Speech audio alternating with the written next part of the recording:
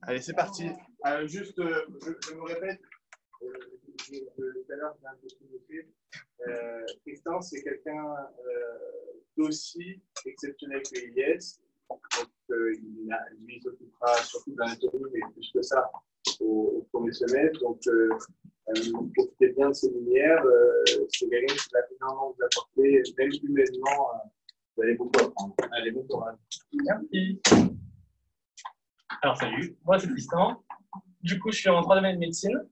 Là, je suis référent du coup de l'UE5. Donc, pour tout ce qui est UE5, il y a plein d'autres tuteurs, on peut me demander à moi. Mais après, pour toutes les autres matières, je serai là pour vous répondre, il n'y a aucun souci. Je ne sais pas si ça. Il y avait des passes et des passes. Il y a des passes. Je ne sais pas, certains ont fait la pré-rentrée pendant le confinement. Donc, j'ai fait pas mal de cours pendant le confinement. Du coup, que ce soit UE1, UE3, UE5, voilà, je peux répondre à tout, sauf le 4, ou franchement, le 4, ne demandez pas, vous voyez avec le professeur de là-bas. Et voilà, sinon après, voilà, je peux vous répondre à toutes vos questions, vous pouvez me joindre quand vous voulez. C'est mon numéro à la fin, vous avez WhatsApp. Alors, cours de Daniel, du coup, comme il a dit, il vous l'a fait sur les bases et tout, il est très bien fait, donc on va vous le refaire, ça ne sert à rien. Bon, c'est le bien.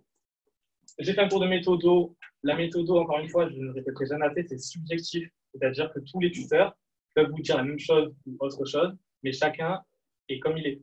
Donc, à vous de trouver votre propre méthode. Aidez-vous de ce qu'on vous dit, forcément. Mais si vous voyez qu'un truc ne marche pas avec vous, directement, vous changez. Okay, c'est quelque chose qui va se forger au fur et à mesure. Le but, c'est d'avoir ta méthode directement le plus rapidement possible. Mais après, voilà, c'est quelque chose qui se travaille dans le long terme quand même. Et vous apprenez vous-même de vous-même. Voilà. Du coup, là, aujourd'hui, on va faire membre thoracique. Demain, membre pelvien qui sera peut-être un peu plus dense, un peu plus chiant. Et vendredi, je vous ferai appareil respiratoire. Je reviendrai peut-être sur base connaissance et tout, peut-être. Et voilà, après, vous continuerez sur circulatoire, etc. Alors, qu'est-ce que c'est le membre thoracique? Alors, membre thoracique, simplement, ce sont les épaules, bras, avant-bras, mains.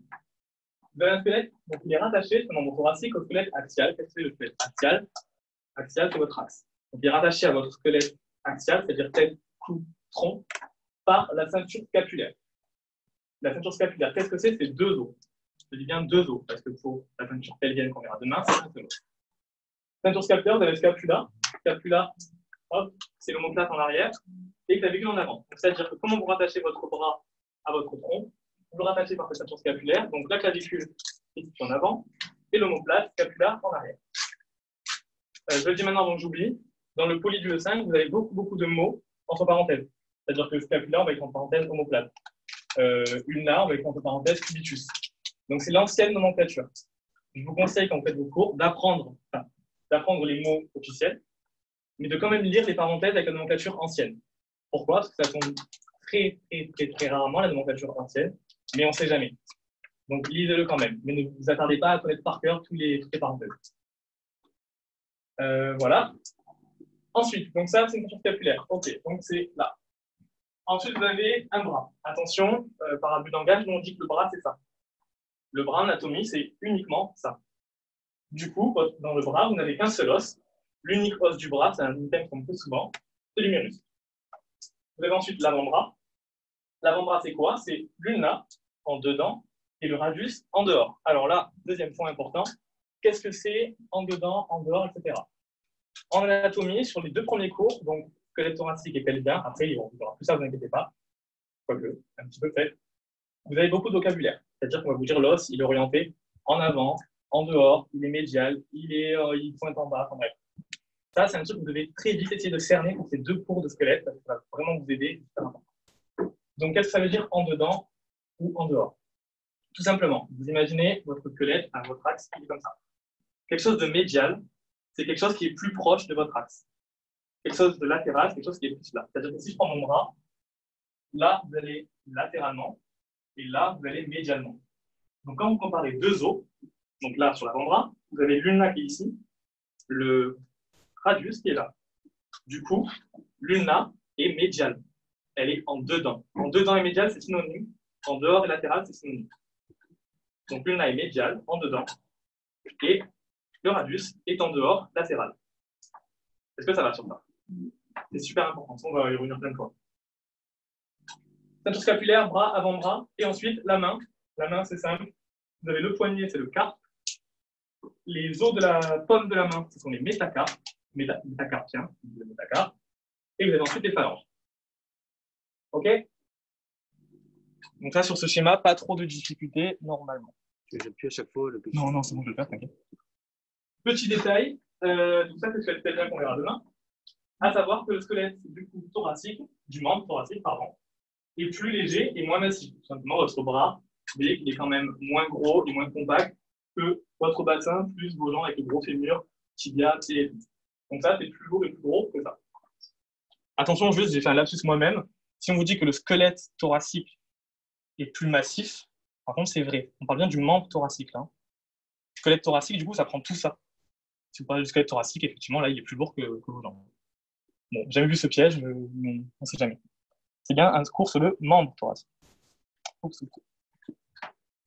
Alors, donc vous avez mis à chaque fois des petits schémas du néther, de l'énorme néther.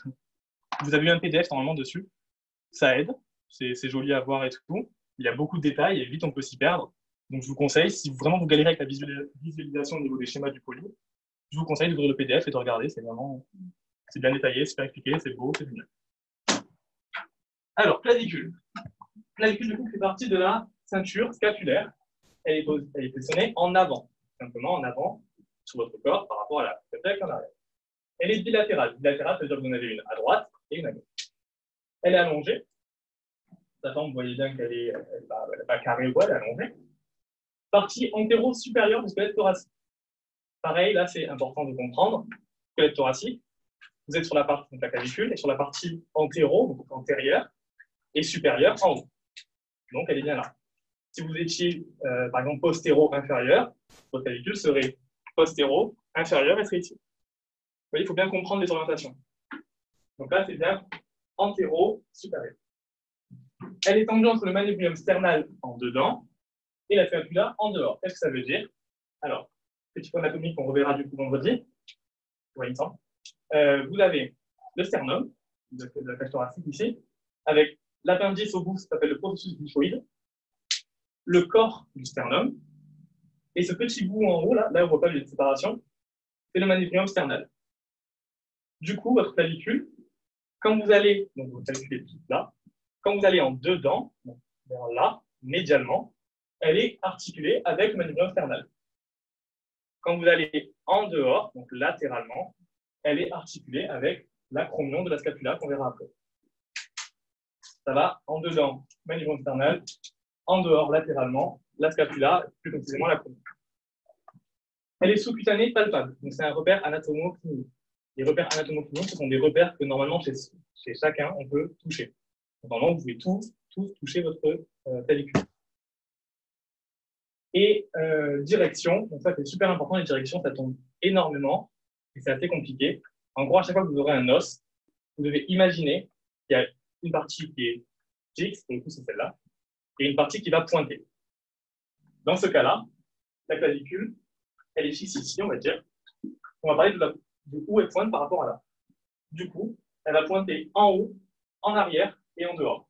C'est assez chiant à apprendre ces trucs, mais il faut les apprendre. Donc du coup, ça veut dire qu'en gros, votre clavicule, elle pointe, elle est comme ça, elle pointe vers le haut, en arrière par rapport à votre corps, et en dehors parce qu'elle pointe vers le côté latéral. Elle ne pointe pas en dedans comme ça. Ok? Et là, on voit un peu ici, vous voyez bien qu'elle va vers le haut, elle se prolonge un peu vers l'arrière pour aller vraiment au niveau, et par delà, elle va un peu au niveau de l'épaule, et vers le haut, donc voilà, je dis en arrière. Ça va? Ça, c'est un item qui tombe beaucoup.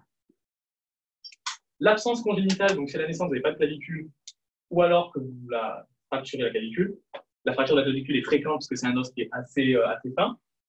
Ça entraîne la chute en avant de l'épaule. Je vous dis que vous n'avez pas de clavicule, votre épaule, elle se disloque un peu là, et elle va en avant.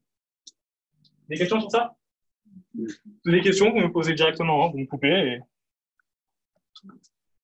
Alors, elle a une forme de S italique. Là, on voit super bien ici. Hop, ça fait une espèce de S. Elle a un corps. Donc, en gros, le corps, c'est la majeure partie de la clavicule, et deux extrémités. Une, deux. Le corps, il est au bord épais. Donc, essayez de toucher votre clavicule. C'est important. Ça peut aider de se toucher les os et tout en anatomie. Donc, quand vous touchez dans votre clavicule, vous sentez qu'elle a des gros bords. C'est pas juste un fin os, c'est un peu compact, quoi. Donc, pareil, en dedans, médialement, donc de ce côté-là, vous allez ici, vraiment, elle est arrondie. Effectivement, si vous prenez en pince comme ça, vous sentez que c'est un peu arrondi, là. Vous pouvez rouler votre peau dessus. En dehors, latéralement, donc plus vous allez poursuivre la clavicule, plus elle sera aplatie. Bon, là, on le sent moins quand même, mais elle sera aplatie. Deux extrémités, du coup. Une extrémité qui est sternale et une acromiale. Alors, l'extrémité sternale, celle-là. Pourquoi l'extrémité sternale? Parce qu'elle sera liée au sternum. Elle est volumineuse. Effectivement, c'est celle qu'on voit chez les personnes maigres comme moi. On la voit ici, c'est les deux grosses pointes. Donc là, c'est l'extrémité sternale qui est volumineuse. Et petit détail, elle s'articule par sa face inférieure, elle s'articule avec la face supérieure du premier cartilage costal. Donc en gros, là, vous avez vos côtes et des cartilages. Et bien, la face supérieure du cartilage costal s'articule dessus, donc ça, c'est la licotylie. Et ensuite, l'extrémité du coup acromiale s'articule avec l'acromion de la scapula. Cette extrémité-là, elle est aplatie, contrairement à elle qui est volumineuse. Et elle s'articule par sa face inférieure avec l'acromion. C'est-à-dire que. Hop, non, c'était avant. Non, c'est après. Voilà, là. En gros, là, vous avez l'ensemble de l'articulation. La clavicule, l'extrémité sternale, hop, hop. Là, elle s'articule avec l'acromion de la scapula. Et en gros, elle s'articule par sa face inférieure. En fait, elle repose un petit peu sur l'acromion. Elle n'est pas directement en contact comme ça. Elle est un petit peu dessus.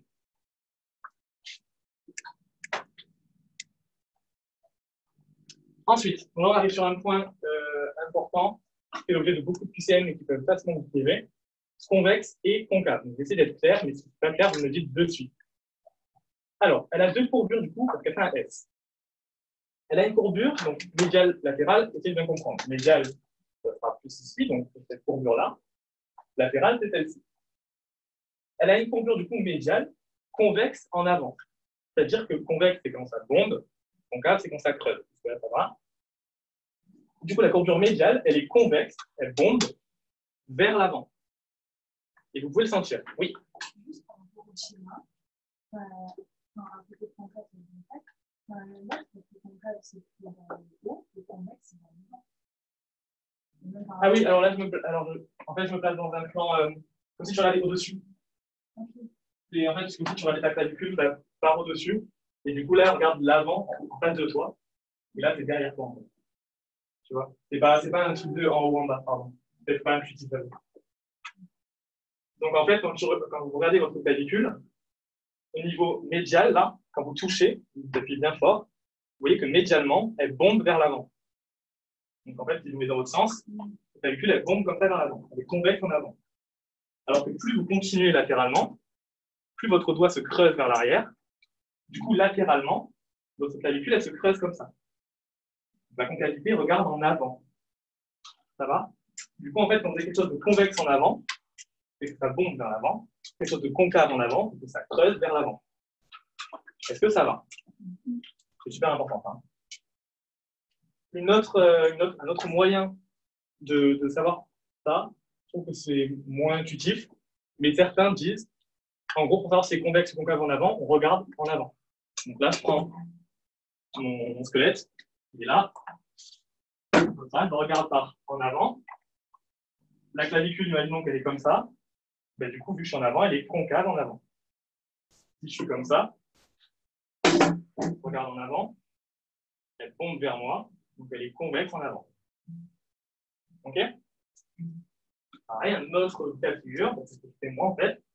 Si vous imaginez votre squelette comme ça, le squelette il est comme ça. Si vous le regardez en arrière, vous mettez derrière lui, du coup, la convexité, elle va vers l'avant. Donc c'est convexe en avant. Si vous mettez toujours derrière lui et que la clavicule est comme ça, vous êtes concave vers l'avant parce que la concavité regarde en avant. Vous avez perdu ou pas? Ça va. C'est super important. Après, si vous pouvez pas faire aussi, ça ira très vite. Hein. Mais du coup, voilà, c'est comme ça, c'est bien un S. Médial, convexe en avant, latéral, concave en avant. On peut très très facilement vous piéger sur ça en inversant les mots. Du coup, on passe à vos schémas. Donc, je ne me répéterai jamais assez en anatomie. Il y a du texte, il y a du schéma. c'est pas et, c'est avec. On travaille le texte en même temps que les schémas, on se fait des liens, on écrit des trucs en plus, enfin bref. On fait plein de liens possibles pour vraiment tout cerner. Alors, la face supérieure de la clavicule, du coup, elle est lisse. C'est-à-dire qu'il n'y a rien de particulier dessus, tout simplement. Quand vous avez des schémas, à chaque fois, vous devez vous dire comment je regarde le truc. Quand vous le connaissez par cœur, ça sera tranquille. Vous n'aurez plus de soucis avec ça. Au début, vous ne savez pas qu'est-ce que c'est la gauche, qu'est-ce que c'est la droite. Donc, soit vous créez, soit vous regardez bien, et du coup, vous créez votre petit repère, ça fait les repères qui vous disent comment on est dans l'espace. Soit vous apprenez par cœur sans vous mettre ça pour être encore plus bon dans l'apprentissage. Du coup, là, on est sur une clavicule droite, on regarde en vue supérieure. Ça veut dire que le squelette est là. Donc, vous avez la tête ici, le tronc ici, et on est sur le bras droit. Du coup, là, l'extrémité sternale, le sternum. Là, c'est acromial, c'est bon. Vous avez le corps, le bord antérieur, du coup, et le bord postérieur. OK. Chaque fois que vous avez un schéma, vous faites soit ce repère, soit comment vous essayez de cibler, vous dire comment je regarde la chose. Donc, sur celle-là, pas trop de complications. Sur la face inférieure, du coup, il est irrégulière, parce qu'il y a des reliefs et tout. Donc, là, il passe inférieur. Comment je vais par rapport au schéma? Alors là, là, c'est l'avant, et là, c'est le médial. Qu'est-ce que ça veut dire? Ça veut dire qu'on a la vue droite par une vue inférieure. Du coup, le squelette est cette fois ici. C'est la tête et le corps. On parle de la vue droite, c'est-à-dire que là, c'est le médial, et que là, c'est le latéral. Du coup, on sait que ça, c'est l'extrémité sternale, la l'extrémité acromiale. Donc, pareil, on reprend tous les trucs. Corps, deux extrémités, un bord du cou qui est antérieur, un bord qui est postérieur. Donc ça fait rien. Là, vous avez la gouttière du muscle subclavier. Donc tout ce qui est là, attention, ça tombe facilement sur un item, on parle bien de la face inférieure. Ciblez bien vos items, ça vous dit, à propos de la face supérieure, tout ça, ça serait faux. On est bien sur l'inférieur. Donc gouttière du muscle subclavier, tout simplement, dans cette gouttière, ça insère le muscle sub, en dessous, de la clavicule. Rapport avec les vaisseaux subclaviés et plexus brachial. Tout simplement, il y a des vaisseaux subclaviés, donc ça sous la clavicule, à ce niveau-là. Et vous avez aussi le plexus brachial. Qu'est-ce que c'est le plexus brachial? Plexus, c'est un ensemble de nerfs, simplement. C'est les nerfs qui sont destinés au bras. Et à l'extrémité acromiale, ici, vous avez deux reliefs qui ne sont pas du tout expliqués par les profs. Vous n'allez pas chercher des éléments, c'est ça fait. Vous avez ici le plus gros, c'est la ligne trapézoïde, qui du coup est en avant. Et en arrière, vous avez le tubercule conoïde, qui du coup est en arrière. On peut vous faire des questions texte, sans schéma, où on vous dit la ligne trapézoïde est en arrière. Du coup, non, c'est en avant. Faites bien attention, si vous connaissez vos schémas, vous pouvez répondre au texte ou inversement. Pouvez-vous des moyens mnémotechniques pour retenir, par exemple, c'est complètement débile, mais je me disais que là, il était beaucoup plus gros, et le mot trapézoïdeux est plus gros que conoïde. Du coup, je me disais que c'était plus gros, donc j'arrivais facilement à dire, ok, c'est trapézoïde. Parce qu'au début, forcément, on apprend, on n'est pas synthétique. Il y a tellement de choses. Donc voilà. Et tubercule conoïde, retenez bien ce mot, c'est conoïde. Après, on verra qu'il y a le processus coracoïde et qu'il y a le processus coronoïde. Ces trois mots, chacun peut vous piéger, les mêler, et ça peut être ça peut faire beaucoup de points. Donc c'est bien conoïde ici. Des questions sur la clavicule? Allez. Ouais. C'est un ensemble de nerfs. Ouais, tu peux me tutoyer, hein, vous voyez. Ouais, les plexus, il y a plein de plexus brachial, plexus pelvien. Ouais. C'est les nerfs qui sont destinés à un membre. La scapula, du coup, c'est l'omoplate. Donc, c'est ce qui est derrière ici, qui ressort cette étape-là. Du coup, elle est comment? Elle est plate. Vous voyez, en gros, elle n'est pas arrondie, elle est plate. Bilatérale, on avait une à droite, une à gauche. Et toute mince, ça fait une vue latérale. Vous voyez qu'elle est très mince. Partie postéro-supérieure du squelette thoracique. Donc, là, on avait antéro-supérieur. Là, on est sur du postéro-supérieur en haut. Et elle va de K2 à K8. Donc, K2, K8, K, c'est l'abréviation de code. Et comme les vertèbres sacrales, machin, on dit C1, T2, T1, T2, L1, L2, S1, L2, ben, les codes, c'est K1, K2, etc. Donc, elle s'étend de la deuxième code à la 8e. Elle s'articule avec la clavicule et l'humérus. On voit super bien ici. La clavicule, on a dit qu'elle s'articulait avec l'acromion de la scapula par sa face inférieure. Hop, on a l'épine scapulaire. Et on a ensuite la scapula avec la cavité glénoïdale, on verra après, hein, qui s'articule avec la tête de l'humérus. Du coup, la scapula, elle a deux articulations, une avec la clavicule, une avec l'humérus. Par contre, la clavicule ne s'articule pas avec l'humérus. C'est important. Direction, donc pareil, ça c'est une direction un peu compliquée, mais qu'il faut connaître. La scapula, du coup, elle est dans un plan oblique, en avant et en dehors. C'est-à-dire que votre scapula, en fait, elle est un peu concave. Donc, elle est concave en avant. Comme elle est concave en avant, elle rebique un peu vers l'avant et elle va vers le dehors. Rappelez-vous, le dehors, c'est ce qui est latéral. Votre scapula qui est là, elle va un peu vers l'avant et vers le dehors là-bas. Et les fractures de la scapula, elles sont rares. Pourquoi elles sont rares? Parce que vous avez plusieurs muscles qui s'insèrent, que ce soit en avant ou en arrière, avec deltoïdes, les muscles dorsaux ici, ça fait que votre scapula est un peu, est bien protégé. Donc c'est assez rare d'avoir des fractures de la scapula. Alors, deux faces pour la scapula. Une face antérieure, donc qui regarde vers l'avant, et une face postérieure qui regarde vers l'arrière. La face antérieure, on l'appelle face costale. Pourquoi face costale? Parce qu'elle regarde vers les côtes. Elle est, ce que j'ai dit, du coup, concave en avant, donc elle se creuse un peu vers l'avant. Si je me mets derrière le cul, c'est comme ça. Et du coup, elle fait une fosse vers l'avant, qu'on appelle la fosse subscapulaire. Alors, attention au terme. On dit subscapulaire, donc logiquement, c'est en dessous de la scapula. Et pourtant, ce n'est pas super intuitif. On n'est pas vraiment en dessous de la scapula si on est sur la fosse ici. Donc, le terme est bien le bon. Et faites attention que vous piégez et du coup mettre subscapulaire, qui serait sur la scapula, qui serait faux. Pareil, du coup, le muscle subscapulaire. Du coup, elle a trois bords. Donc, elle a un premier bord qui est médial. Donc, là, schéma, où est-ce qu'on est? Scapula droite, vue antérieure, face costale. Donc, la tête, le tronc, scapula ici. Là, c'est le haut. Et du coup, plus on va vers là, plus c'est le côté médial. Ou le en dedans. Vous avez un bord médial, c'est celui-là. De ce bord médial partent les crêtes d'insertion du muscle subscapulaire. Donc, premier muscle qui peut s'insérer dessus, ils sont protégés la scapula. Et ces deux angles, ces deux bords, ce bord médial, forment un angle comme ça, qui est du coup ouvert en dehors. C'est-à-dire que l'angle ici, il regarde latéralement, vers le dehors. Pareil, le piège classique, l'angle du bord médial de scapula est ouvert en dedans. C'est-à-dire qu'il est comme ça. Bord latéral, c'est celui-là. Il est épais. Pourquoi il est épais, ce bord latéral? Parce qu'il est doublé par le pilier de la scapula. Qu'est-ce que c'est le pilier de la scapula? C'est un relief qui est dit dans le polymousse. Qu'est-ce que c'est un relief mousse? C'est un relief qui n'est pas, en gros, hein, qui n'est pas tranchant. C'est un relief, voilà, qui n'est pas dangereux. Il y a des bords d'os qui sont par exemple super fins et qui sont tranchants, qui sont aiguisés. Là, c'est un petit relief pas dangereux. Donc, par rapport à ce relief, le bord est épais. Et ce bord latéral se finit en haut par le tubercule infraglénoïdal. Tubercule, pareil, c'est un relief. Tubercule infraglénoïdal, pourquoi? Parce qu'on a la cavité glénoïdale, pardon. Du coup, on est en dessous, donc infraglénoïdal. Et le bord supérieur, celui-ci, il est mince.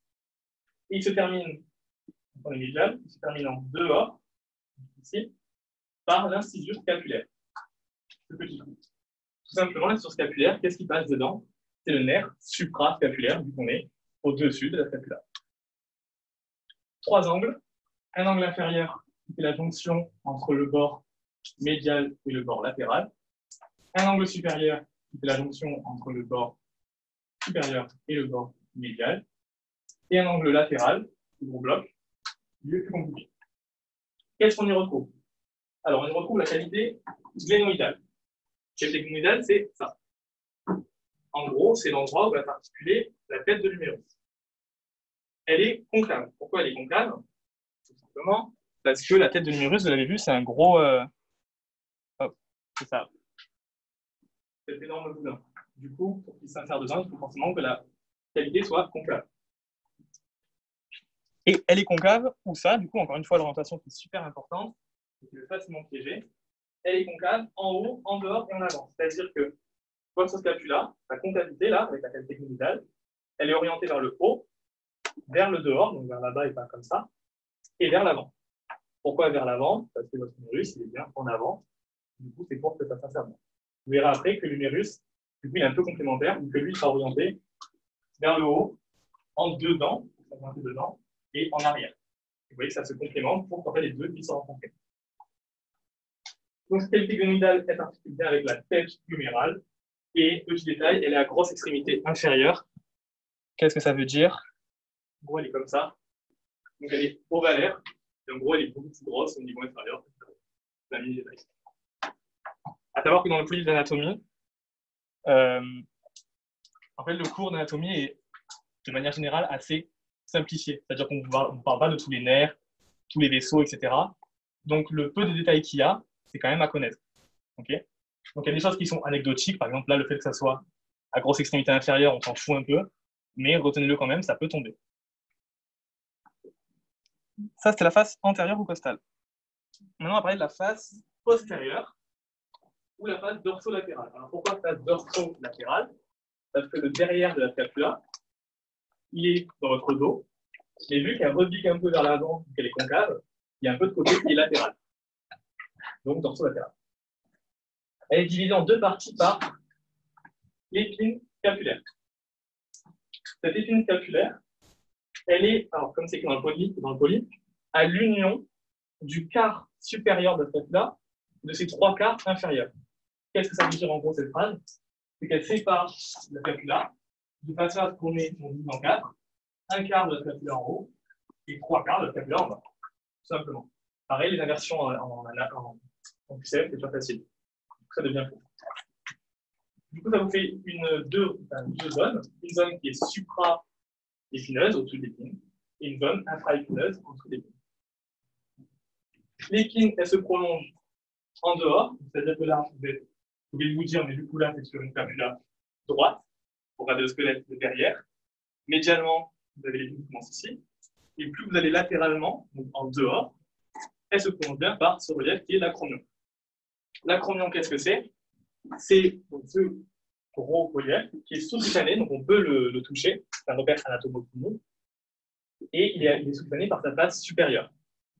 C'est-à-dire que quand on touche la face supérieure et pas la face inférieure ou pas. Voilà, et l'acromion ne s'articule pas avec l'humérus.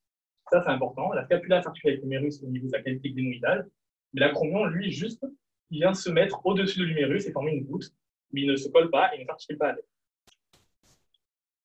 Voilà. Après, en soi, la légende, c'est la même que la face costale, sauf qu'on voit les choses par derrière. Vous retrouvez le bord médial, bord latéral, cavité glénoïdale, acromion, processus.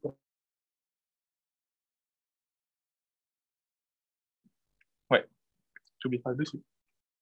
Donc voilà, on retrouve tout. Donc je reviens sur la diapo d'avant. Hop, bon, c'est vite, mais bon, voilà. Du coup, on parlait du tubercule infra-adénoïdal, qui était en dessous de la cavité glénoïdale, ok. On a le tubercule supra-adénoïdal qui est au-dessus. Jusque-là, ça va. Et on a le processus coracoïde. Donc attention, par rapport à tout à l'heure, on a le tubercule conoïde. Le processus coracoïde, qu'est-ce que c'est? C'est ce machin-là. On vous dit dans le poly que c'est une forme de demi-doigt fléché. Simplement quand on a un doigt. Et il y a deux segments. Il y a un segment, je le mets comme vous, comme ça. Donc on parle de la scapula droite. On a un segment du processus qui va vers le haut, en avant. Et on a un autre segment qui va vers le dehors, en avant. En gros, il est un peu comme ça. On le voit peut-être. Bon, voilà, ça, pareil, c'est anecdotique. On dirait que ce n'est pas super important, mais ça peut tomber. L'orientation des segments. Hop, je ne sais pas si on voit sur l'autre. Ouais, on ne voit pas trop, mais en gros, voilà, il est comme ça, là. Là, il va en avant vers le haut. En fait, il va un peu vers le dehors, en avant. Et il va recouvrir un tout petit peu la tête humérale. Des questions sur la scapula? Rien? Allez. L'humérus maintenant. Donc l'humérus, c'est un os long bilatéral. À droite, à gauche. Os long, qu'est-ce que c'est? C'est une diaphyse, donc un centre, avec deux épiphyses, deux extrémités. Vous reverrez les os en histologie avec le tissu squelettique, mais en gros, c'est ça. Et des fois, on a des métaphyses, c'est un peu entre l'épiphyse et la diaphyse. C'est l'unique os du bras. Ça, c'est vrai, du coup. Parce que le bras, on a dit que c'est que ça. Donc, on a un seul os. Donc, il a une diaphyse tout ça, tordu, enfin, on tient deux, mais voilà, il y a tordu, avec 3 faces et 3 bords. Alors, 3 faces qui sont antérolatérales, antéromédiales et postérieures. En gros, si vous regardez votre humérus par en haut, vous avez un peu ça. Vous avez une face qui est antérolatérale ici, parce qu'elle est en avant et regarde vers la droite, enfin, latéralement, du coup, par rapport à vers là-bas. Vous avez une face qui est antéromédiale, celle-là, et vous avez une face postérieure. En gros, ça ressemble un peu à un triangle.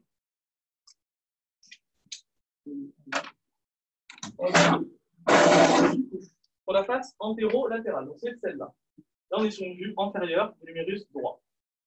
Sur la face antérolatérale, vous avez un V qui est ouvert vers le haut. Donc, je regarde vers le haut. Ce V, c'est la tubérosité deltoïdienne. Qu'est-ce que c'est que ça? Donc, c'est un relief sur lequel va s'insérer le muscle deltoïde. C'est quoi le muscle deltoïde? C'est le muscle qui est ici, c'est l'espèce de bosse là. Et du coup, si vous regardez votre propre corps, vous voyez que position conventionnelle du squelette, ce muscle-là, il est vers l'avant, il est latéral. Il n'est pas médial ici. Okay, vous pouvez vraiment regarder vos muscles, vos os, tous les fois ça aide. Donc c'est vrai que si jamais on vous dit en texte, est-ce que le V deltoïdien est sur la face antéromédiale, vous savez direct que non, vu que votre deltoïde est bien latéral. Ok. Ensuite, antéromédial, donc c'est cette face-là, qui elle du coup est plus vers là.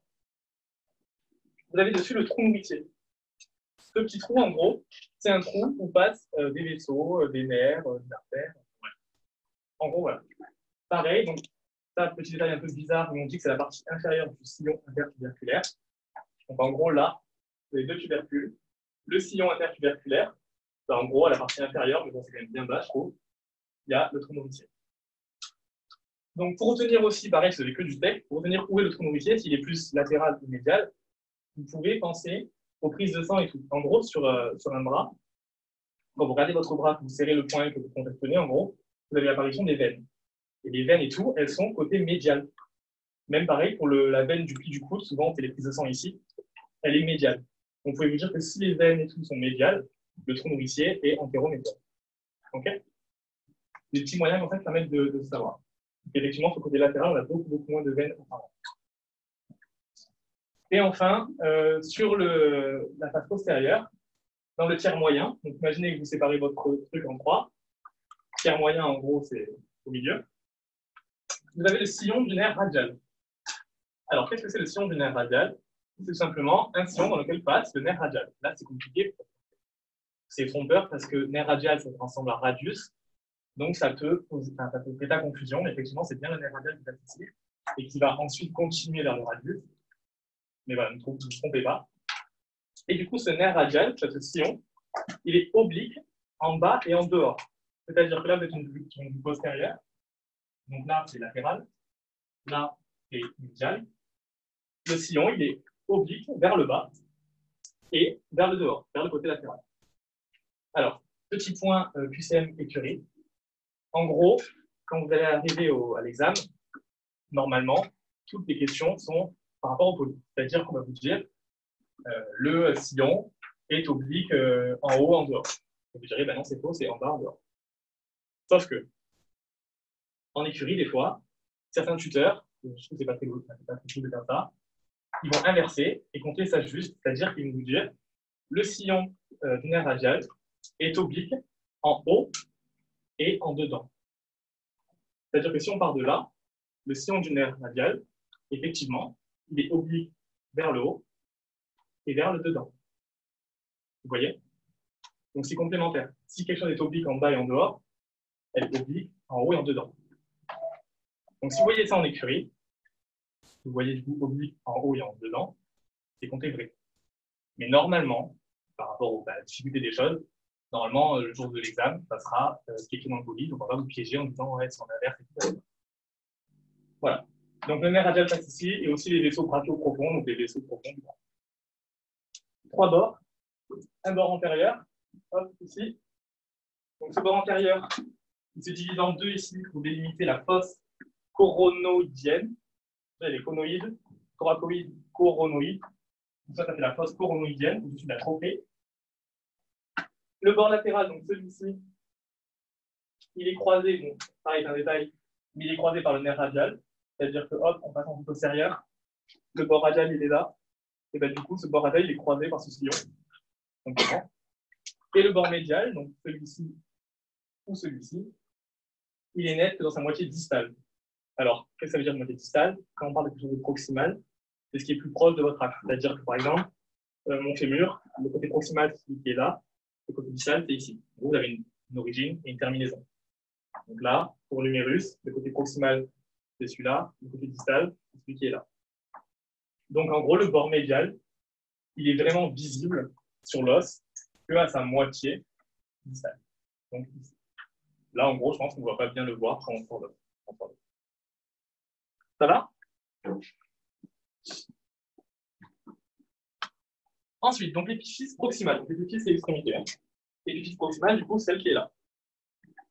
Alors, qu'est-ce qu'on voit sur ça? On a deux portions. Une portion articulaire, donc qui va s'articuler, et une portion non articulaire. À savoir que les portions articulaires, je crois que c'est pratiquement toutes les portions articulaires, sont toujours recouvertes de cartilage hyalin. C'est le cartilage qui permet l'articulation. Et aussi la croissance. Alors, la portion articulaire de cette épiphyse, c'est la tête humérale. Donc, c'est le gros rond là. C'est articulé dans la cavité glumédale. Alors, à savoir, tout ce qui est là, ça c'est super important. Ça fait l'objet de plein de QCM. Du coup, la tête humérale, qu'est-ce que c'est?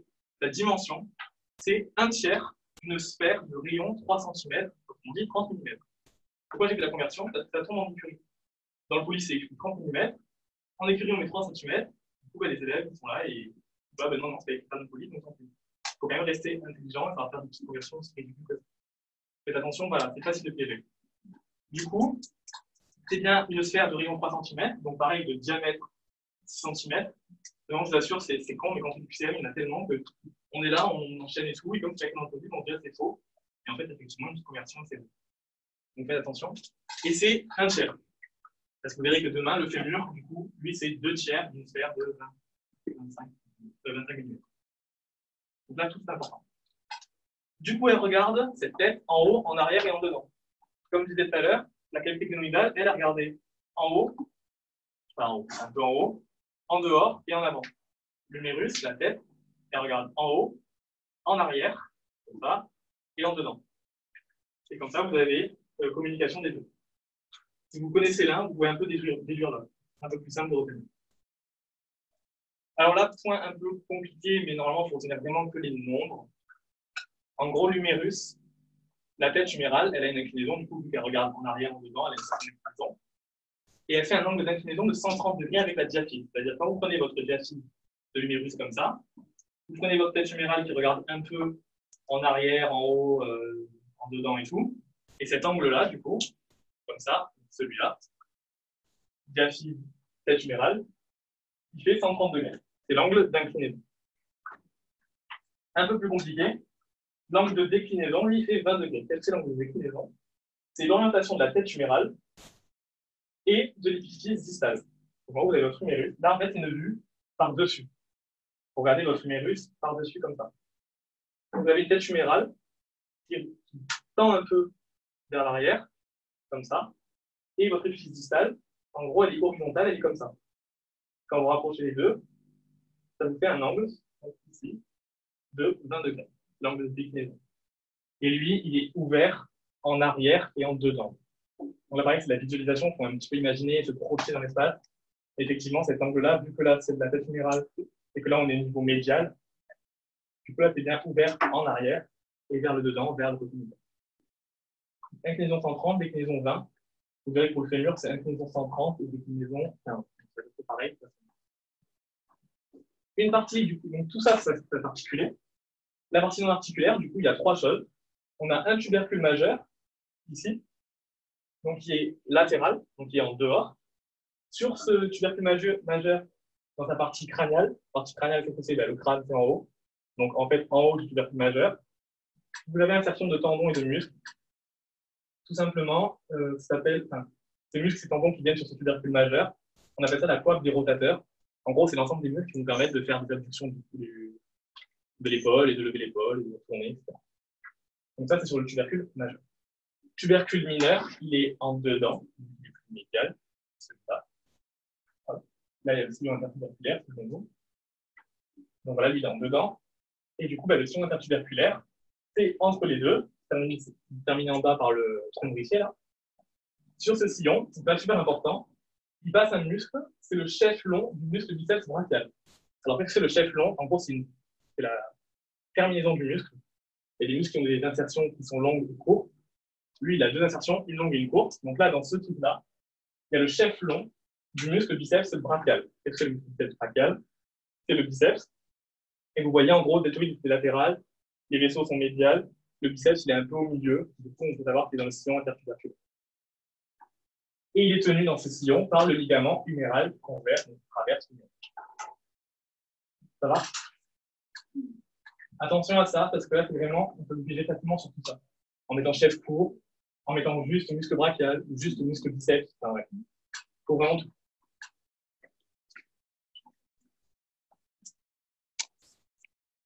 Ensuite, donc on est sur l'épiphyse proximale, mais on va parler de l'épiphyse distale, donc ici.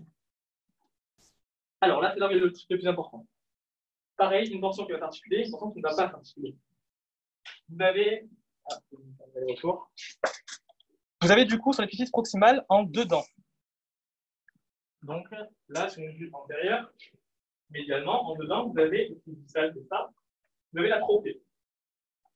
La trochée, elle va s'articuler avec l'incisure trochléaire de l'ulna.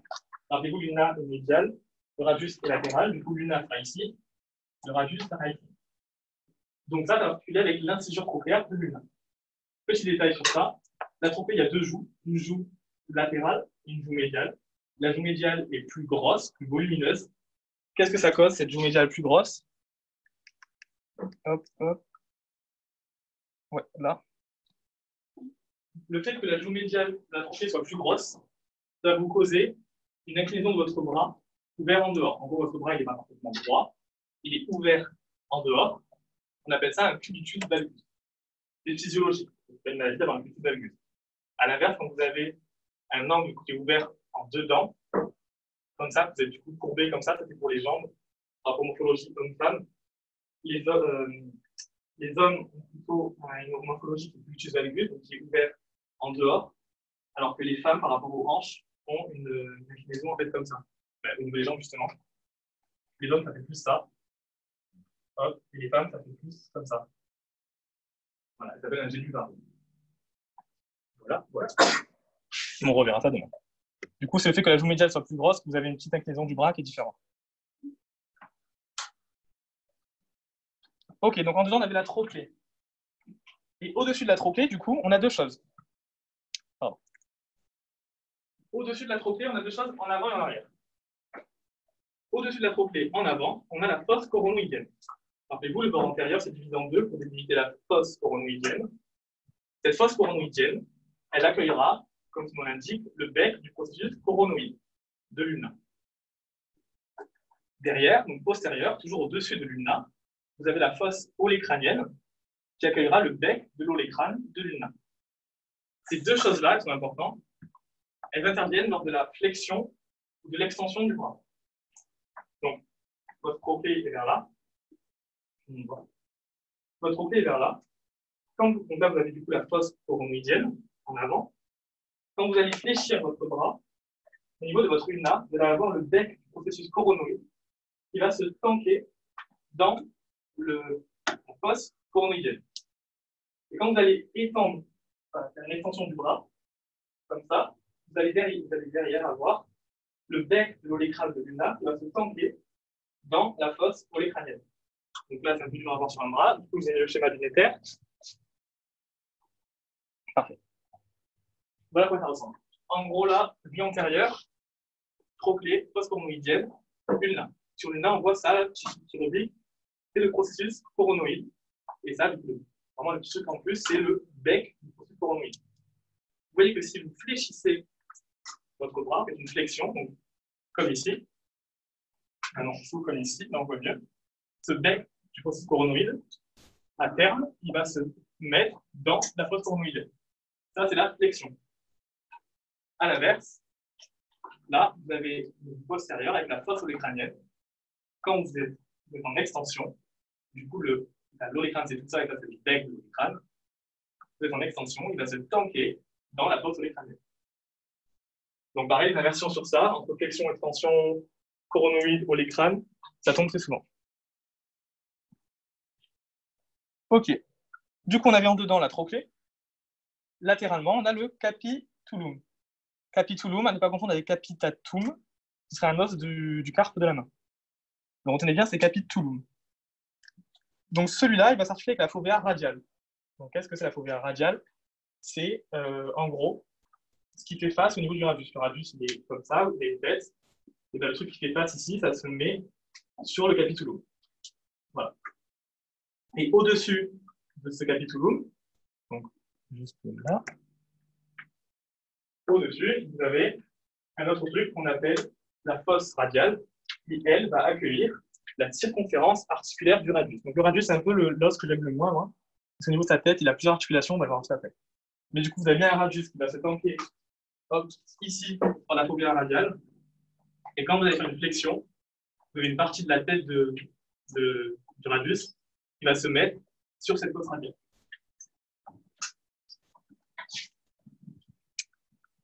Et au milieu des deux, du coup, du capitulum et de la trochlée, on a la zone capitulo-trochléenne, qui, elle, encore une fois, accueille une partie de la tête radiale, qui accueille le biseau de la tête radiale. Donc, en gros, cette petite zone entre les deux, elle va s'articuler avec une petite partie de la tête du radius. Et enfin, donc tout ça, c'était ce qui était articulaire, de la suite des connexions. On a une partie non articulaire qui sont les épicondyles.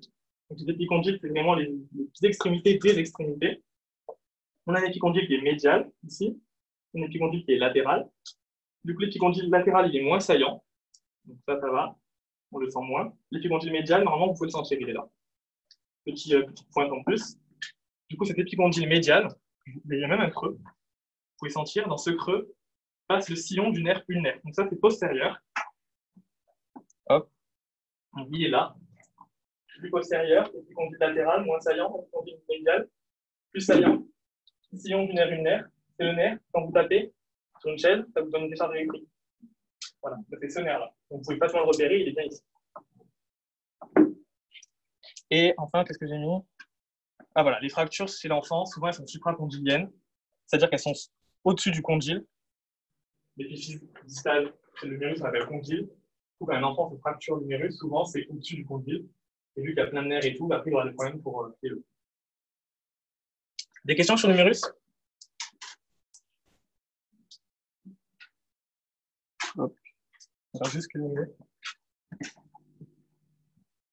Alors, le radius maintenant. C'est un os long bilatéral. Radius ici, radius ici. Il est long parce que voilà, il y a une daphie, deux épiphyses, latéral juste, latéral, médial. Il est plus court que l'ulna. Pourquoi il est plus court que l'ulna? Vous voyez. L'ulna, en fait, elle a un énorme truc de processus ici, qui fait qu'elle est un peu plus grosse, un peu plus longue, pardon, que le radius. C'est l'os latéral de l'avant-bras. Donc, on est sur l'avant-bras. Le radius, il est bien latéral. L'ulna est médial. Il rentre dedans, lui, il rentre dehors. Et il permet les mouvements de pronation et de supination. Donc, mouvements de supination, c'est comme ça. Radius, ulna. Et mouvement de pronation, c'est quand vous tournez la main.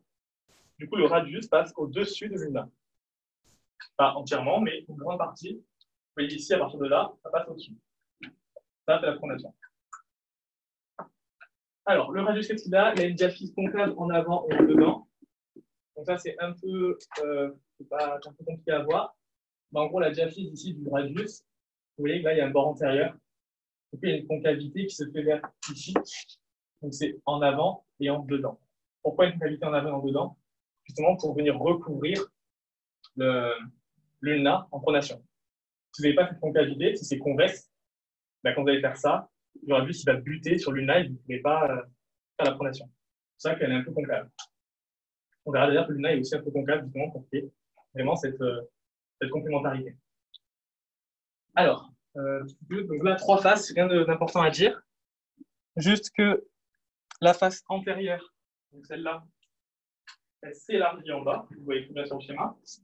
Vous avez une face postérieure, avec ici, on verra les sillons des muscles extenseurs des doigts. Et vous avez une face qui est latérale. Donc voilà, je crois qu'il n'y a pas de face latérale d'ailleurs.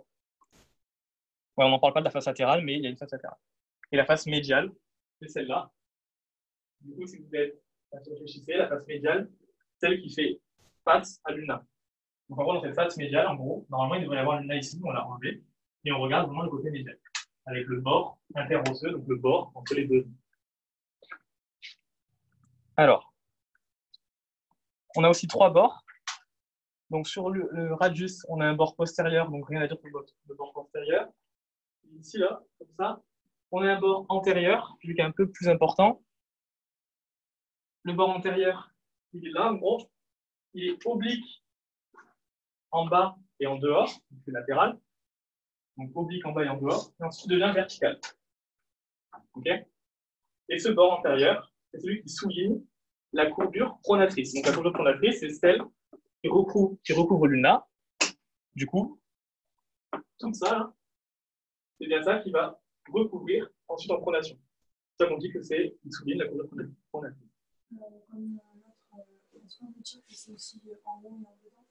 Ouais, voilà, t'as tout compris. Enfin, du coup, je vérifie, mais ouais.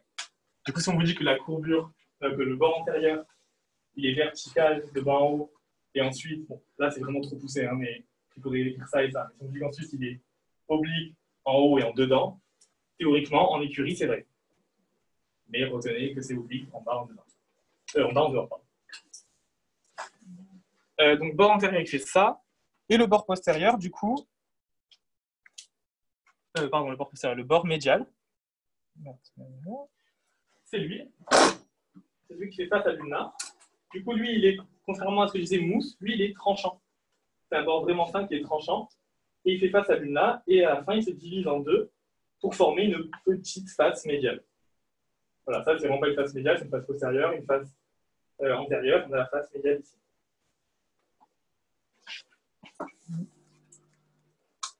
Alors, l'épiphyse proximale, donc on est ici, latéral, épiphyse proximale du radius. Là qu'il faut me suivre, c'est un petit. Le radius, c'est franchement, je pense, le plus chiant quand on commence. Il y a un peu plein de trucs, donc facilement tomber. 3 choses. Une tête. La tête, c'est ça. C'est un segment de cylindre vertical. Vous imaginez qu'il y a un cylindre comme ça. Ben, c'est un segment de ce cylindre. Il est plus haut en dedans qu'en dehors. En dedans, c'est là, donc là, il est plus haut. Et justement, ce 11 là, c'est, pardon, ce 12 du coup, c'est le biseau de la tête radiale. En 10, donc au-dessus vraiment du radius, toute la face, c'est la fovea radiale. Et la surface cylindrique dans sa totalité, ici, là, c'est la circonférence articulaire. 3 choses sur la même tête de radius. Et du coup, quand vous imaginez avec la trochlée en haut, pardon, la trochlée, le capitulum, qui est latéral sur l'humérus, vous avez 3 articulations différentes. La fovea radiale en haut, sur le dessus, s'articule directement avec le capitulum. La circonférence articulaire, ici, lors de la flexion, vient se tanker dans la fovea, dans la fosse radiale. Et le biseau de la tête radiale, qui est ici, il vient directement s'articuler avec la zone capitulo-trochléenne. Si on revient sur ici, non, voilà, on revient là. En gros, si vous avez votre radius qui est comme ça, hop, fovea radiale qui s'articule avec le capitulum. Si on flexe, circonférence articulaire qui s'articule avec la fosse radiale. Et vu que c'était en dedans, le biseau de la tête radiale, il vient se tanker sur la zone capitulo-trochléenne. Ok? Ouais. Du coup, il y a du cartilage sur la fovea radiale. Ouais. Tous les endroits, vous voyez des petits points, c'est des zones articulaires, donc théoriquement cartilagiales. Ok? Hop. À savoir aussi que la circonférence articulaire, ok, elle vient se tanker sur la zone capitulo-trochléenne, mais n'oubliez pas qu'il y a l'ulna qui est médiale ici. Cette zone-là, elle va s'articuler avec l'incisure radiale de l'ulna. Donc attention au terme, on est sur l'ulna, on parle d'une incisure radiale, donc l'incisure qui va se tanker sur le radius. Donc c'est cette zone-là qui va se mettre avec l'ulna. On a ensuite un col. Donc le col, faites-le bien figurer sur votre schéma, mais en gros il est un peu comme ça. Du coup il est oblique en dedans et en bas. Donc pareil, on pourrait dire qu'il est oblique en haut et en dehors, mais bon, voilà, c'est oblique en dedans et en bas. Et les fractures du col, elles peuvent léser le rameau profond moteur du nerf radial. Bon, bref, le nerf radial qui était en haut sur l'humérus, il passe aussi un petit peu par là. Si vous fracturez le col, vous pouvez niquer votre nerf radial et du coup, vous aurez du mal. Donc, le nerf radial, je ne l'ai pas dit, c'est le nerf qui permet de soulever le poignet comme ça et de relever les doigts. Donc, si vous mettez ça ou le sillon du nerf radial en haut, vous ne pouvez plus faire ça. J'ai oublié un truc, j'y reviens. Hop. C'était là. Sur l'épiphyse proximale, donc hop, on revient en arrière, humérus, épiphyse proximale, sur la face postérieure de l'épiphyse proximale, vous avez deux choses. Pardon, sur la face antérieure. Hop. Là. Vous avez le col anatomique, c'est ce qui sépare la tête de la diaphyse en gros, et vous avez le col chirurgical, c'est en gros un peu ce qui sépare ce gros boudin du reste. Donc c'est deux choses. Col anatomique, col chirurgical. Au niveau du col chirurgical, sur la face postérieure, vous avez un nerf qui passe, donc n'hésitez pas à le mettre au schéma, c'est le nerf axillaire ou circonflexe. Et ce nerf axillaire circonflexe qui permet de faire une abduction de l'épaule, donc de lever l'épaule. Si vous pétez le haut de l'humérus, vous ne pourrez plus lever votre épaule. Qui est détaillé sur les nerfs. Quand on vous parle de nerfs, souvent c'est pas présenté sur les schémas. N'hésitez pas à vous faire un petit trait pour vous dire, bah là, il y a le nerf qui passe, quoi. Et enfin, sur le fil proximal, on a aussi la tubérosité, donc c'est un gros relief, tubérosité du radius. Donc lui, il est où? Il est sur une saillie qui est antéromédiale, donc en avant et médialement, qui regarde un peu l'ulna. Sur ce truc, ça sert le muscle biceps brachial, dont on parlait tout à l'heure. Donc, on ne le voit pas forcément là, mais effectivement, par rapport aux insertions tendineuses ici, en fait, le muscle biceps, il a plus du côté médial que radial. Donc, ça prouve que la tubérosité est médiale. C'est bien biceps brachial. Et c'est le sommet de la courbure supinatrice. Donc, la courbure supinatrice, c'est celle-là, en fait. En fait, un peu bizarre, cette formulation un peu bizarre.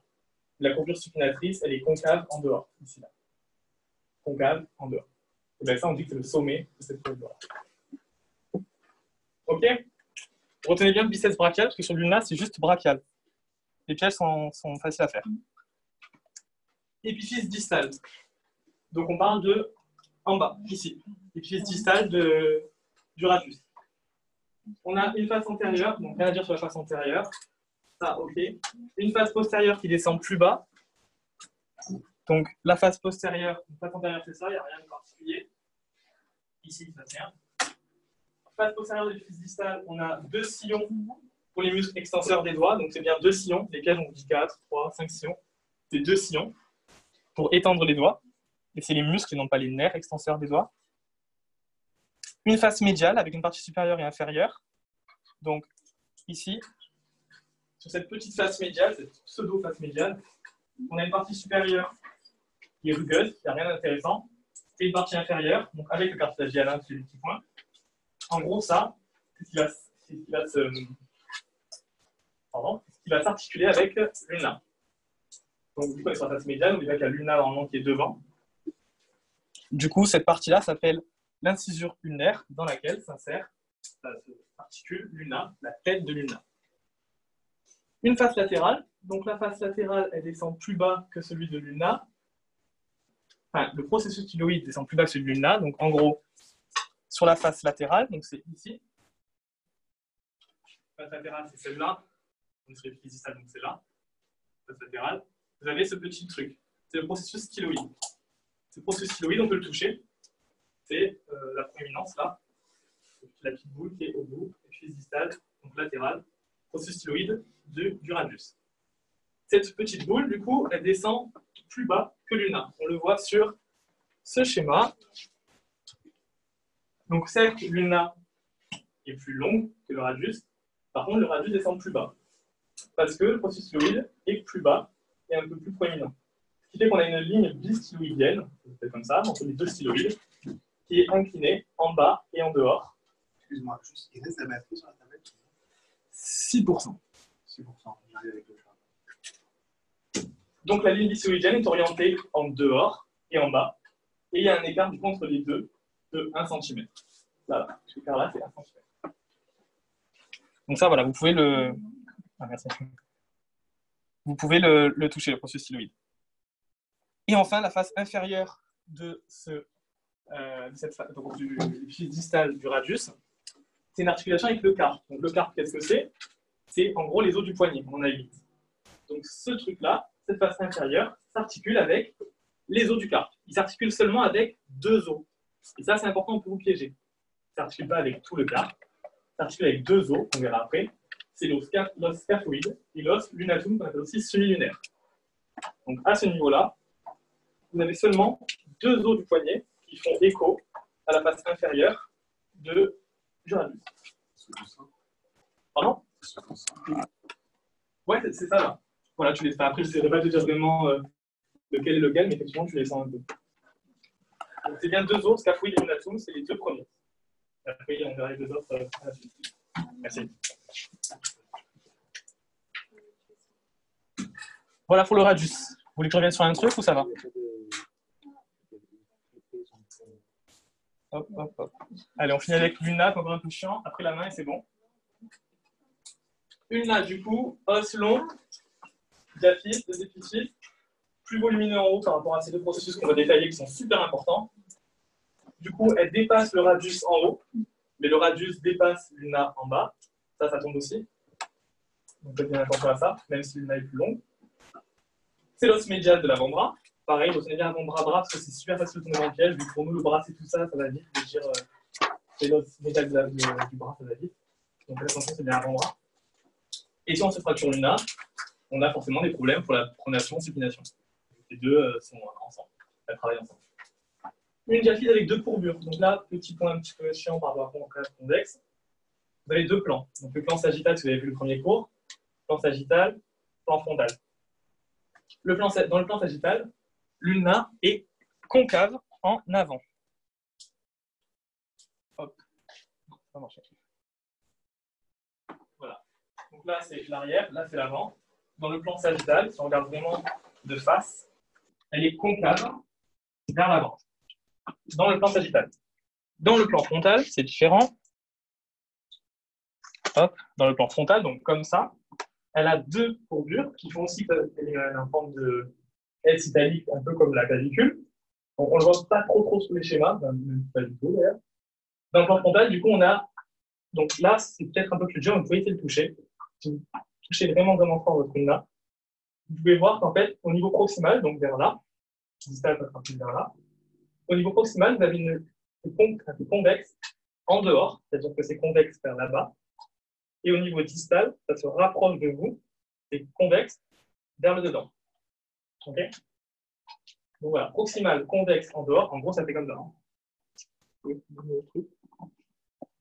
OK, alors là. En gros, si vous regardez votre. Donc là, vous avez votre radius, qui est très moche.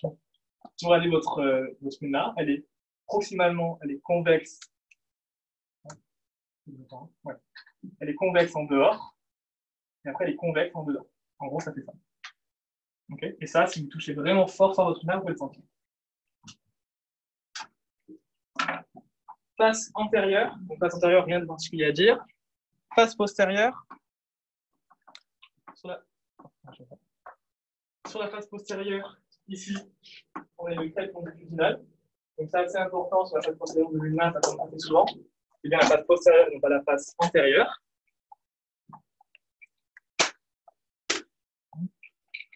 Et on a la face médiale qui est sous-cutanée. Donc la face médiale de l'ulna, normalement, vous pouvez tous la toucher. En bas, quand vous allez vraiment au niveau distal, pardon, je un peu. Vous allez vraiment au niveau distal, normalement, vous pouvez toucher votre ulna ici. Ensuite, vous avez un bord antérieur. Donc ici, là, il y a une mousse, donc il n'est pas tranchant comme le bord interosseux. Vous avez un bord postérieur. Un bord postérieur qui se divise en 2 pour border l'olécrane. Donc, qu'est-ce que c'est? Là, bord postérieur, crête longitudinale. Et en fait, hop, il se divise en 2 pour border les bords de l'olécrane. Voilà, cette division, c'est sur la face postérieure. Et. Ridicule, ça. Et qu'est-ce que j'ai oublié? Le bord interosseux latéral. Donc attention, on est ici. Du coup, le bord interosseux du radius, il était médial. Par contre, le bord interosseux de l'ulna, du coup, il est latéral. Ok, ça correspond à ça. Et pareil, ce bord interosseux latéral, il se divise en deux crêtes à l'extrémité de l'incisure radiale. Donc, on le voit ensuite là. C'est ce bord-là, interosseux, qui va se diviser en gros ici, en deux traits au niveau de l'incisure radiale. Bon, c'est un peu moins voyant sur le schéma. Bon, alors ça, c'était un petit peu chiant. Mais là, on arrive sur un point qui n'est pas si compliqué que ça et qui est vraiment plus en QCM. Donc là, écoutez bien, épiphyse proximale. Donc on est ici, au niveau de l'ulna. On a deux processus. Un processus qui s'appelle l'olécrane. C'est ce gros truc-là. Lui, il est postérieur. Vous voyez, il est jeté en arrière par rapport au reste de l'os. Postérieur et vertical, donc comme ça. Un deuxième processus, c'est le processus coronoïde. Attention avec conoïde et coracoïde et tout. Lui, il est antérieur, donc en avant, et il est horizontal. Ok? Ça tombe vraiment plateau. L'inversion est toute facile à faire. Du coup, l'écran, il a une face postérieure qui est sous-cutanée. Donc, je ne pourrais pas vous dire vraiment où c'est, mais on peut le sentir. La face antérieure, donc en gris, là, la face antérieure de l'écran, elle forme l'incisure cochléaire. L'incisure cochléaire, en fait, c'est ce crochet. On le voit mieux sur ces schémas. Voilà. Tout ça, là, vous pouvez regarder par tête. Il y a là, c'est l'incisure cochléaire. Du coup, l'écran, il est là. Sa face postérieure est sous-cutanée. Sa face antérieure participe à l'incisure cochléaire. Et ensuite, dernier truc, sa face supérieure, du coup, ici, est prolongée par le bec de l'olécrane. Là, encore une fois, ça repique un petit peu pour donner le bec de l'olécrane. Processus coronoïde, donc tout ça, c'est une forme de pyramide triangulaire. Donc en gros, c'est un peu comme ça, une pyramide triangulaire, en bref, c'est un exotique. Face antérieure, donc cette face antérieure, on a la tubérosité ulnaire, donc un gros, comme ici, tubérosité radiale, là, tubérosité ulnaire, qui se font un peu face. Et sur cette tubérosité, on a le muscle brachial. Sur celle-là, on avait le muscle biceps brachial. Ici, on a juste le muscle brachial. C'est important, ça tombe beaucoup en inverse. Et du coup, la face supérieure du processus coronoïde forme l'incisure trochléaire. Donc, en conclusion, et ça, c'est le truc le plus qui tombe, l'incisure trochléaire, donc le crochet qui va, rappelez-vous, s'articuler avec la trochlée. Ce crochet-là, il est formé par deux choses. La face antérieure de l'olécrane, on regarde là, et la face supérieure du processus coronoïde. OK? Cette diapo est super important. Voilà. Et voilà, la surtrochléaire, rappelez-vous, ça se tangue dans la trochlée, au niveau de l'épiphyse distale de l'humérus. L'épiphyse distale, et c'est bon. Alors, petit point un peu compliqué, la tête de l'ulna, elle est en bas. On disait que la tête de l'humérus, elle était là. La tête du radius, elle était ici. Mais l'ulna, vu qu'il y a ces deux gros processus, on considère que la tête de l'ulna, elle est en bas. Donc la tête de l'ulna, du coup, c'est ça, ça, ça et ça. Et là, on parle de processus, non pas de tête. Donc du coup, à l'épiphyse distale, qu'est-ce qu'on retrouve? Pas grand-chose. Cartilage hyaline, pourquoi? Parce qu'elle va s'articuler avec le bout du radius qui était plus latéral. On a un versant latéral sur lequel on retrouve l'incisure ulnaire, un versant latéral qui du coup va s'articuler avec l'incisure ulnaire du radius. Donc en gros, c'est ça. Sur la face. Voilà. Tête de l'ulna. Du coup, cette face-là, il faut imaginer qu'il y a le radius ici, là. Ben, du coup, cette tête, elle va s'articuler avec l'incisure ulnaire qui était sur le radius au niveau de l'épiphyse distale. Quand vous verrez le cours dans son ensemble, vous verrez, vous ferez les liens et vous comprendrez que ça s'articule avec le cours. Là, vous verrez que si vous n'avez pas vu le cours, ça vous paraît un peu flou, ça fait beaucoup de choses.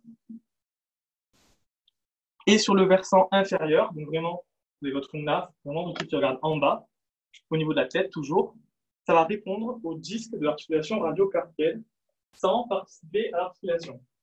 Qu'est-ce que ça veut dire? Ça veut dire que on a dit que le radius est articulé avec le carpe, au niveau du scaphoïde et du natum. En gros, cette tête de l'ulna en bas, elle va regarder l'articulation sans participer. Donc, elle va faire face au disque. Normalement, dans le premier cours, base d'anatomie. Là, vous avez vu, il y a des articulations disques, ménisques, bourrelets, un truc comme ça. Et ben, du coup, voilà, ça fait face au disque, mais ça ne participe pas. Donc, il n'y a pas de contact entre les os du poignet et de l'une. Et enfin, vous avez le processus styloïde. Donc, on avait le processus styloïde du radius qui était ici. On a celui de l'ulna qui est médial. Donc, elle est en dedans de la tête. Tout simplement, mais voilà, quand vous regardez comme ça, vous avez ce processus qui est plus médial. Voilà. Et le processus styloïde, n'oubliez pas, il est plus petit et moins proéminent que le radius. C'est qu'on a la ligne styloïdienne qui est comme ça. Des questions sur l'ulna? Ou sur les schémas même? Les schémas d'ulna sont un peu chiants, mais surtout celui-là, je vous conseille de bien le bosser.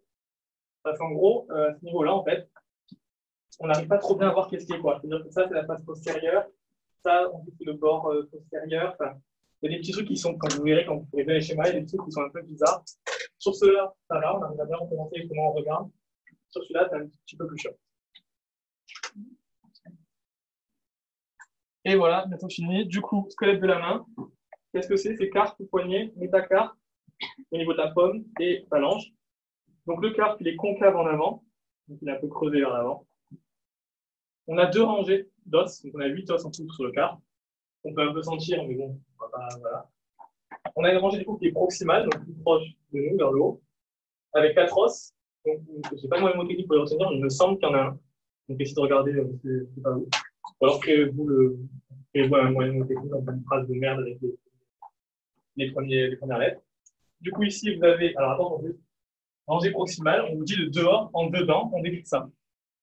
Si l'item est inversé, si on vous dit de dedans en dehors, vous inversez aussi les trucs. Hein. Ça peut se faire. C'est-à-dire que là, de dehors en dedans, on parle comme ça. Du coup, dans ce sens-là, on a bien scaphoïde, ici. Scaphoïde lunatum, qui s'articule avec le radius. Triquetrum et pisciforme. Pisciforme, c'est le petit rond. Attention, dans la légende, on vous dit 6 et 7, et en fait, ça montre le même truc. Donc, apprenez bien que le 6, c'est le triquetrum, et le 7, c'est le pisciforme. Et pour les deuxièmes noms, lunatum semi-lunaire, apprenez-le, même si c'est entre parenthèses. Alors, semi-lunaire, du coup, lunatum, ça va. Et pyramidal triquetrum, là, est-ce que le pisiforme il est dans le triquetrum ou c'est à part? Non, il est dessus. Mais juste, ouais, la légende est là. La fascioscaphoïde, elle est assez fréquente et assez chiante. Voilà, ça c'est le petit détail pathologique, on va dire. Petit détail que le prof fout littéralement un schéma dont on ne parle pas. En gros, au niveau du condyle carpien, donc c'est le condyle, une espèce de tuyau qui passe dans le poignet.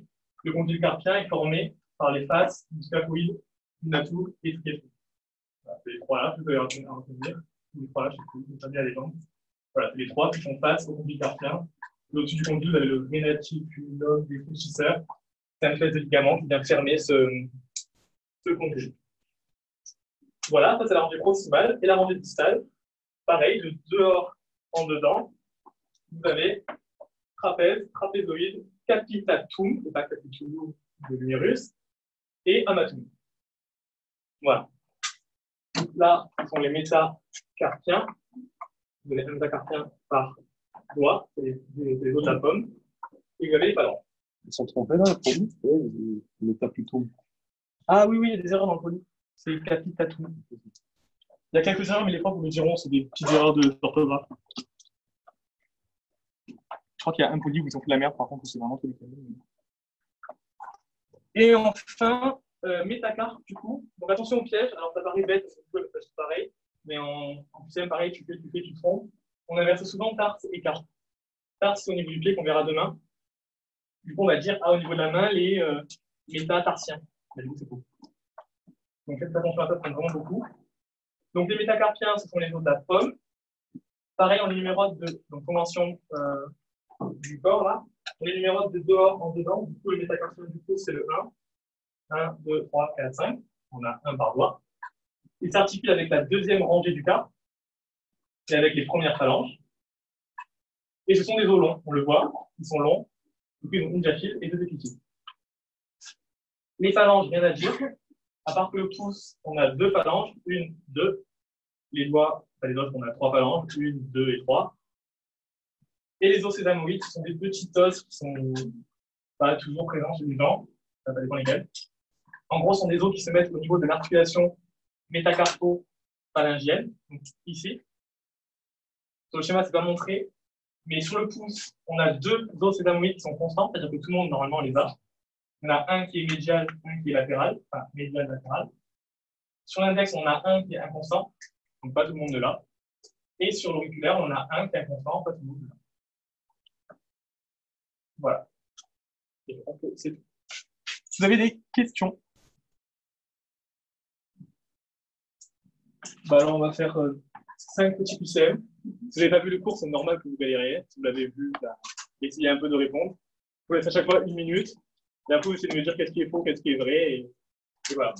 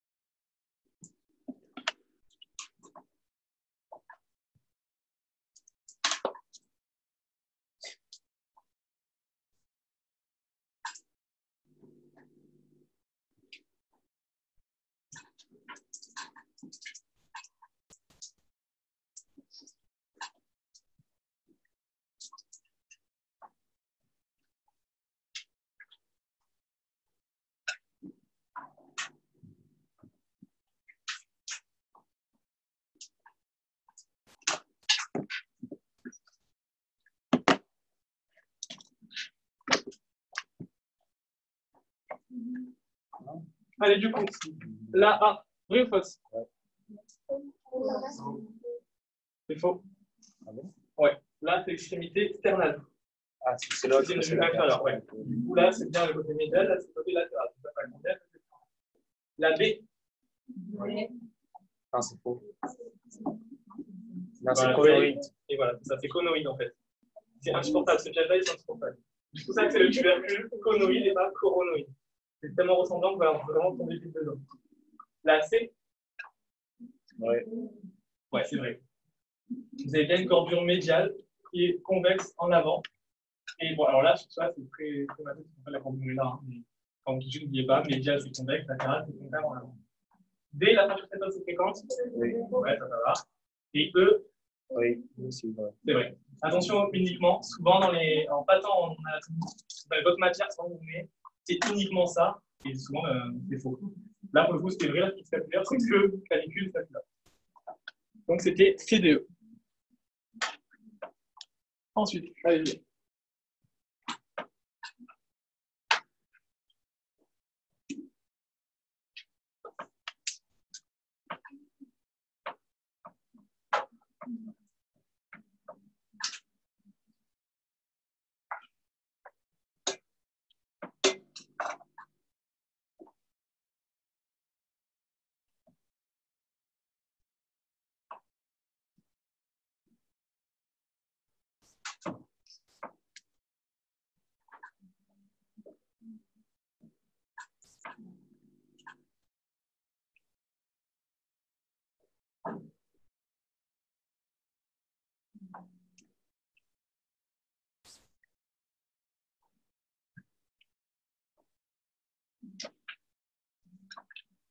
Allez, du coup, là, A.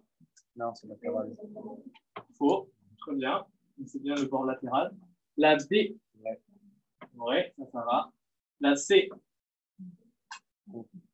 C'est vrai. Ouais, la face costale, du coup, la face antérieure de la scapula, elle est un peu concave. Elle est un peu creusée, je crois qu'on a des muscles devant la scapula. D. Ouais. Ouais, la face dorsolatérale, c'est la face postérieure. Du coup, il y a bien les petites scapulaires qu'on peut dépasser par l'acromion. Et la E, ça c'est la plus compliquée, du coup. C'est faux. Ouais. Vous savez, c'est quoi qui peut? Voilà, c'est en avant. Très bien. Essayez de visualiser. C'est super dur à visualiser au début. Mais du coup, la cavité, elle regarde vraiment bien. Donc, la cavité glénoïdale, elle regarde vraiment bien en avant, en haut et en dehors. Alors, pour les questions schéma, faites attention. Des fois, vous avez des systèmes comme ça. Donc ça, franchement, c'est cadeau. Mais des fois, vous avez des trucs voilà, un peu plus compliqués qui viennent piocher dans le texte. N'hésitez pas à faire les, genre sur vos schémas, à prendre des infos du texte, à les rajouter si jamais vous galérez ou inversement. Donc c'était B, C, D. Allez, encore 3, et après c'est bon.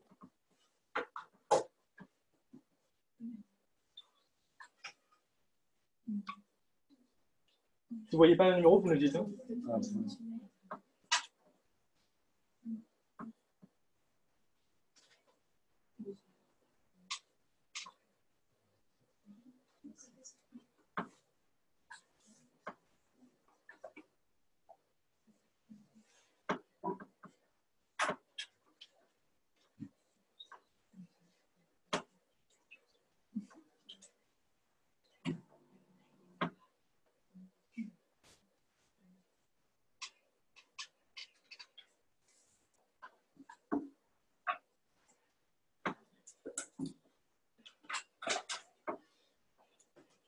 Allez, on y va.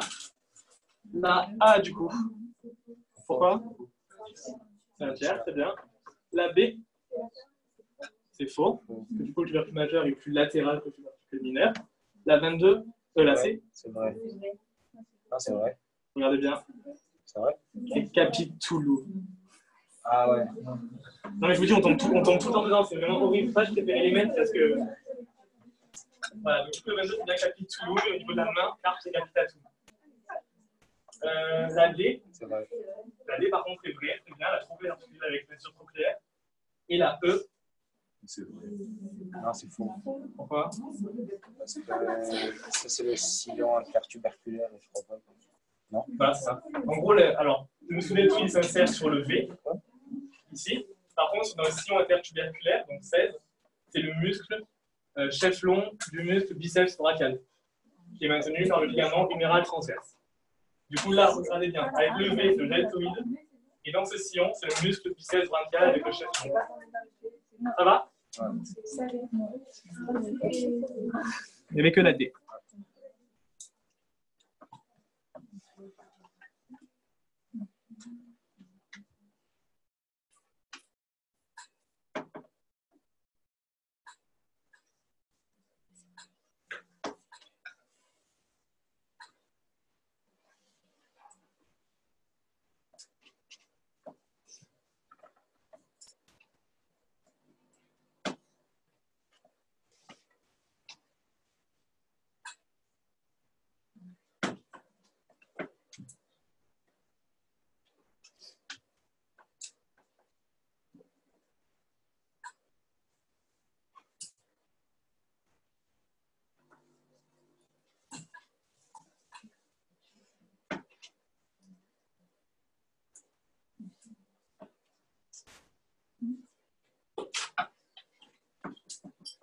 Allez, on y va. La A. C'est vrai. C'est vrai, c'est le radius, il est plus court. La B. C'est vrai. C'est vrai parce que, souvenez-vous, le processus styloïde, il est plus proéminent. Du coup, il va plus bas que l'ulna. Et donc, là, c'est une vue antérieure. Du coup, l'ulna est là. Effectivement, il va dépasser en bas, du coup, et en dehors. Il est plus latéral. OK? Donc, la B était vraie. La C. C'est faux. Pourquoi? C'est ça, je suis avec ça. Voilà. Avec scaphoïde et lunatum. La D. C'est faux. Parce que le col, regardez, en traçant bien, il est oblique en bas, ok, mais en dedans. Parce qu'on est sur une vue antérieure. S'il avait été oblique en bas et en dehors, il aurait été comme ça. Ok? Et la E, ça c'est un peu dur. C'est faux. Parce que la tubérosité ulnaire. C'est non. Alors c'est faux. C'est faux parce qu'en fait, ce truc-là, c'est la tubérosité radiale. Et c'est le sommet de la courbure supinatrice. Non pas pronatrice. Mais ça, je ne l'ai pas vu le cours plein de fois, c'est normal que j'y arrive. C'est le 4. Et la dernière, donc là c'était juste AB. Dernière.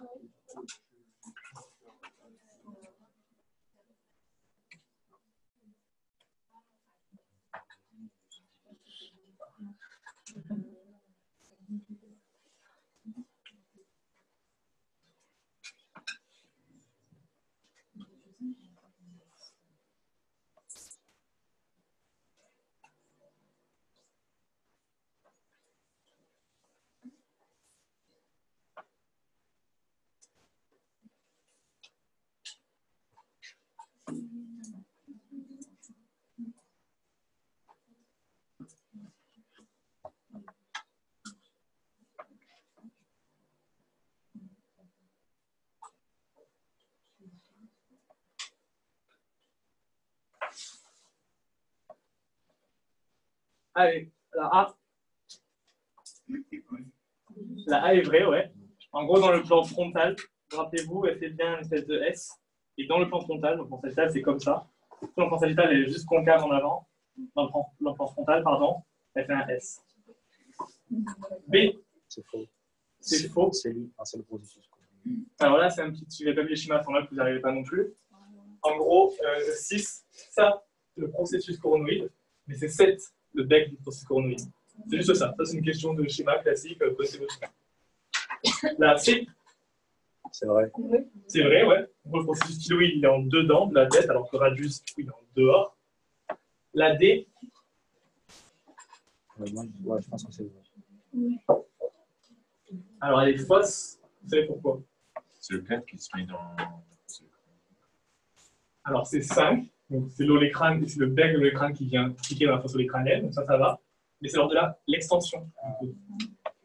Quand vous êtes comme ça, du coup, votre bec, il est en l'air, là. C'est quand vous faites comme ça, qui se tanque dans la fosse olécrânienne. OK. Lors de la flexion, c'est plus lui qui intervient. Plus vous voyez bien, imaginez votre radius ici. C'est bien lui, dans la flexion, qui va se tanker.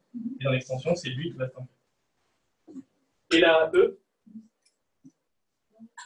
La E est vraie. Sur la tubérosité, du coup,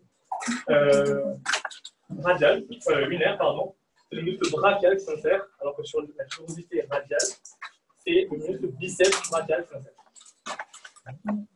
Voilà, voilà. Alors, avant de tout ranger, juste deux petites infos. Du coup, je suis référent de la matière UE5, je ne sais pas si vous le savez.